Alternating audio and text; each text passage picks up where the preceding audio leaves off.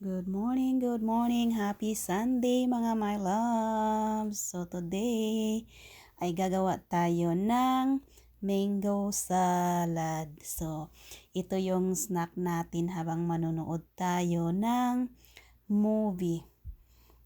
Ito lang yung snack natin mga my love, no? So very easy lang gawin, slice lang natin yung mango, tapos lagyan natin ng sugar. So, one and half tablespoon. Tapos, sauteed shrimp, mga my loves. Masarap yan kasi spicy yan. Hindi naman masyadong spicy. So, lagyan natin ng 1 tablespoon. Yan, mga my love. Masarap yan, mga my love. Tapos, lagyan naman natin ng soy sauce, mga my loves.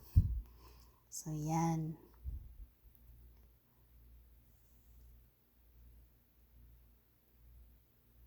So, yan. I think 1.5.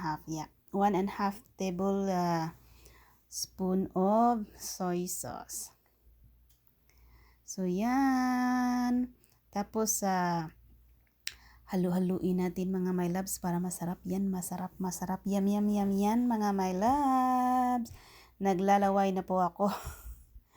Parang ang sarap ng ikain. Tapos takpan and shake, shake, shake. Shake, shake, shake natin yan mga my loves. I-shake nyo ng maigi. Para bang nagsasayaw ka ng shake, shake, shakes. Charan! Ayan. So, mix natin. Tingnan natin kung na-mix na ba talaga ng maigi, no? Kasi nga, para naman pantay ang ating panlasa niyan. So, masarap yan mga my loves. Takpan uli. Shake, shake, shake na naman. Wala tayong ibang magawa kundi mag-shake, shake, shake, shake palagi. Siyempre, kung gusto mong kumain ng masarap, paghirapan mo. So, mag-shake, shake, shake lang palagi. Yan, masarap yan. So, very easy, masarap pa. Tapos, lagyan pala natin yan ng chili powder. So, konti lang para hindi mag-aapoy ang ating bibig pag kumain, pag sobrang spicy, ano, mga my loves. So, yan, masarap na yan.